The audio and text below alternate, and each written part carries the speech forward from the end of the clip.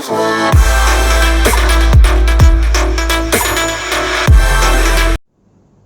मित्रों, स्टेट विषय में आगे बढ़ीए।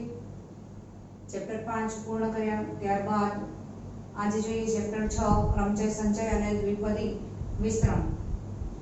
એમાં થિયરી અને કેટલાક સૂત્ર જોયા બાદ દાખલામાં આગળ વધીશું। તો સૌપ્રથમ ગણતરીનો સરવાળાનો મૂળભૂત સિદ્ધાંત। જો કોઈ એક સમૂહમાં m ભિન્ન વસ્તુઓ અને બીજા સમૂહમાં n ભિન્ન વસ્તુઓ હોય તો બંને સમૂહોની કુલ વસ્તુઓમાંથી કોઈ પણ એક વસ્તુની પસંદગી m+n પ્રકારે થઈ શકે। ત્યારબાદ ગણતરીનો ગુણાકારનો મૂળભૂત સિદ્ધાંત। જો કોઈ એક ક્રિયા m પ્રકારે થઈ શકતી હોય અને તેને સંગત બીજી ક્રિયા n પ્રકારે થઈ શકતી હોય તો બંને ક્રિયા સાથે થવાના કુલ પ્રકારો m ગુણ્યા n થશે। આ નિયમને સંયુક્ત ક્રિયાની ગણતરીનો મૂળભૂત સિદ્ધાંત કહે છે। આગળ વધીએ ક્રમચયનો અર્થ। n જુદી જુદી વસ્તુઓમાંથી r વસ્તુઓને r ભિન્ન સ્થાનમાં ક્રમમાં ગોઠવવાના દરેક વિકલ્પને ક્રમચય કહે છે। આવી ગોઠવણીની કુલ સંખ્યાને સંકેતમાં npr વડે દર્શાવાય છે। એમાં બે વસ્તુ યાદ રાખવાની છે કે ક્રમચયમાં ક્રમનું મહત્વ છે। ab અને ba આ રીતે ગોઠવણી કરવામાં આવે તો બે જુદા ક્રમચયો ગણાય છે। બીજું npr n કૌંસમાં n-1 બીજા કૌંસમાં n-2 અપ ટુ n-r+1 જ્યાં r એક કરતા મોટો અથવા તો એના બરાબર હોય છે, જ્યારે n ની કિંમત r કરતા મોટી અથવા તો r ની બરાબર હોય છે। ક્રમ ગુણિત 1 થી n સુધીની સંખ્યાઓના ગુણાકારને ક્રમ ગુણિત n કહે છે। તેને સંકેતમાં n ફેક્ટોરિયલ વડે દર્શાવાય છે। આ રીતની નિશાનીને ફેક્ટોરિયલ તરીકે વંચાય છે, એટલે કે 1 થી n સુધીની સંખ્યાઓના ગુણાકારને ક્રમ ગુણિત n કહે છે અને સંકેતમાં n ફેક્ટોરિયલ વડે તેને દર્શાવવામાં આવે છે। n ફેક્ટોરિયલ n ગુણ્યા n-1 ગુણ્યા n-2 ગુણ્યા અપ ટુ ગુણ્યા 3 ગુણ્યા 2 ગુણ્યા 1। 0 ફેક્ટોરિયલ 1 અને 1 ફેક્ટોરિયલ 0.1। ક્રમ ગુણિત સ્વરૂપે npr n factorial upon n minus r factorial। n is greater than 0, r is greater than 0 or equal to 0, n is greater than or equal to r જ્યાં n અને r ધન પૂર્ણાંક સંખ્યાઓ છે। કેટલાક પરિણામો જોઈએ। np 0 ની કિંમત 1 થશે। npn is equal to n factorial, np1 is equal to n, npn-1 is equal to n factorial। આગળ વધીએ સમ સ્વરૂપના ક્રમચયો।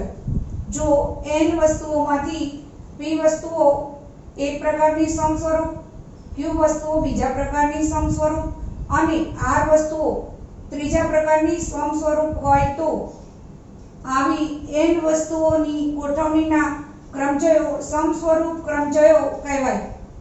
n વસ્તુઓના કુલ ક્રમચયો is equal to n factorial upon p factorial, q factorial, r factorial।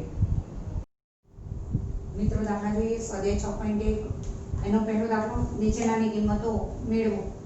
એમાં પહેલું છે 10p3 તો સૂત્ર ક્રમચયનું npr n factorial upon n minus r factorial। અહીંયા 10p3 માં n 10 છે, r 3 છે। પરિણામે 10p3 10 factorial upon 10 minus 3 factorial is equal to 10 factorial upon 10 માંથી 3 બાદ કરીશું તો 7 factorial। હવે 10 ને ગુણાકાર કરતા કરતા ક્રમિક ઉતરતા ક્રમમાં 10 ગુણ્યા 9 ગુણ્યા 8 ગુણ્યા 7 ગુણ્યા એ પ્રમાણે છેદ 1 સુધી પણ લઈ જઈ શકાય અથવા છેદમાં જેટલી સંખ્યા છે ત્યાં સુધી લઈ જઈને પણ અટકી શકાય। અહીંયા આપણે છેદમાં જેટલી સંખ્યા આપેલી છે ત્યાં સુધી અંશને લઈ જઈશું અને પછી સ્ટોપ કરીશું। is equal to 10 ગુણ્યા 9 ગુણ્યા 8 ગુણ્યા 7 ફેક્ટોરિયલ।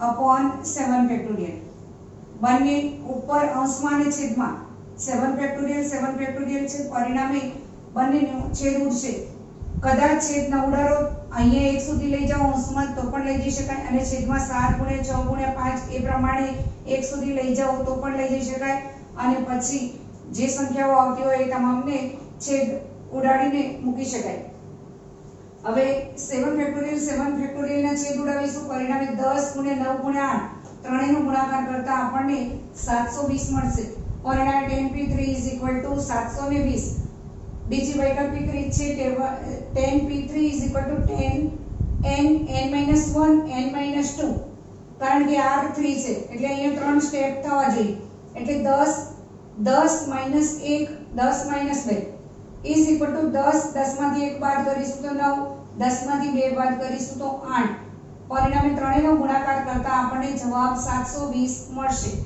બંનેમાંથી કોઈ પણ રીત કરી શકાય બીજો દાખલો જોઈએ 50p2 તો NPR ના સૂત્ર પ્રમાણે જઈશું અહીંયા n 50 છે r 2 છે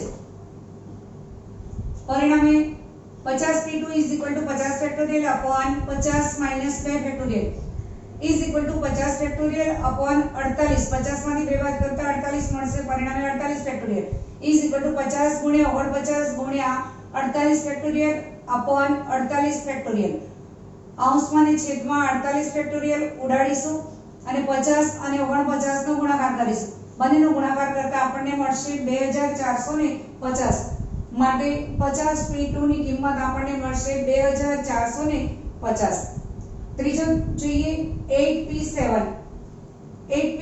is equal to 8 factorial upon 8 - 7 factorial is equal to 8 factorial upon 1 factorial is equal to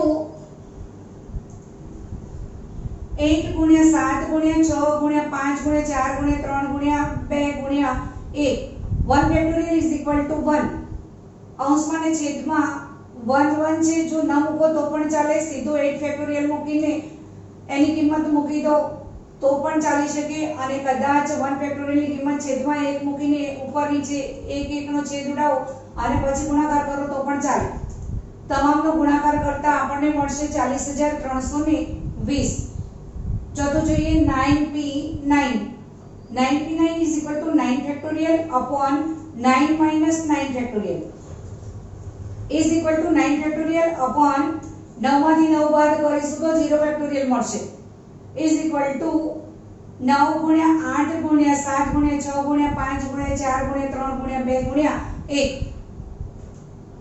છેદમાં 1 0 factorial is equal to 1 અગાઉ આપણે જોઈ ગયા તે પ્રમાણે હવે ઉપર અંશમાં અને છેદમાં 1 1 ઉડાડીશું અને 9 થી 2 સુધી ક્રમિક સંખ્યાઓનો ગુણાકાર કરીશું તો આપણને મળશે 3,62,880 માટે 9p9 ની કિંમત આપણને મળશે 3,62,880 સ્વાધ્યાય 6.1 બીજો દાખલો np3 990 હોય તો n ની કિંમત શોધો np3 is equal to 990 હવે r is equal to 3 આપેલા છે n ની કિંમત શોધવાની છે માટે 3 સ્ટેપ મૂકીશું અને n ની કિંમત શોધીશું માટે n કૌંસમાં n - 1 બીજા કૌંસમાં n - 2 is equal to 990 હવે 990 ના એવા 3 ભાગ પાડો કે જેનો ગુણાકાર કરતા આપણને આ કિંમત મળે માટે n - 1 n - 2 is equal to 11 ગુણ્યા 10 ગુણ્યા 9 11 9 99 10 વડે ગુણીશું તો 990 હવે 11 માંથી 1 બાદ કરતા આપણને 10 મળશે 11 માંથી 2 બાદ કરતા આપણને 9 મળશે માટે n - 1 n - 2 is equal to 11 એક કૌંસમાં 11 - 1 બીજા કૌંસમાં 11 - 2 આનું આપણે કરીશું તો 11 ગુણ્યા 11 માંથી 1 બાદ કરીશું 10 11 માંથી 2 બાદ કરીશું તો 9 માટે n is equal to 11 ત્રીજો દાખલો 9pr ઇઝ ઇક્વલ ટુ 3024 હોય તો r ની કિંમત શોધો. npr is equal to n factorial upon n minus r factorial. અહીંયા 9pr is equal to 9 factorial, n is equal to 9 છે, r ની કિંમત શોધવાની છે. માટે 9pr is equal to 9 factorial upon 9 minus r factorial. માટે અહીંયા આની કિંમત આપેલી છે, એ કિંમત આપણે મૂકીશું. માટે 3024 is equal to 9 factorial upon 9 minus r factorial. માટે 3024 ઇઝ ઇક્વલ ટુ 9 ફેક્ટોરિયલ 9 ગુણ્યા 8 ગુણ્યા 7 ગુણ્યા એ પ્રમાણે 1 સુધી ગુણાકાર કરીશું તો આપણને એ કિંમત મળશે 3,62,880. એ કિંમત મૂકીશું અને છેદમાં 9 માઈનસ r ફેક્ટોરિયલ મૂકીશું. માટે 3024 is equal to 3,62,880 upon 9 minus r factorial. હવે માટે આને બાજુ આપણે ચેન્જ કરીશું. 9 minus r factorial is equal to 3,62,880 upon અહીંયા ગુણાકારમાં છે, ભાગાકારમાં જશે 3024. બંનેનો ભાગાકાર કરતા આપણને મળશે 120. માટે 9 minus r factorial is equal to 120. હવે 120 કઈ ક્રમિક સંખ્યાઓનો આપણે ગુણાકાર કરીશું તો આપણને 120 મળશે. તો 5 ગુણ્યા 4 ગુણ્યા 3 ગુણ્યા 2 ગુણ્યા 1 એ પ્રમાણે ગુણાકાર કરીશું તો આપણને 120 મળશે. પરિણામે 120 ના આપણે સીધી જ કિંમત મૂકી દઈશું 5 ફેક્ટોરિયલ. માટે 9 minus r factorial is equal to 5 factorial. હવે બંને બાજુ ફેક્ટોરિયલની નિશાની આપણે દૂર કરીશું. માટે 9 minus r is equal to 5.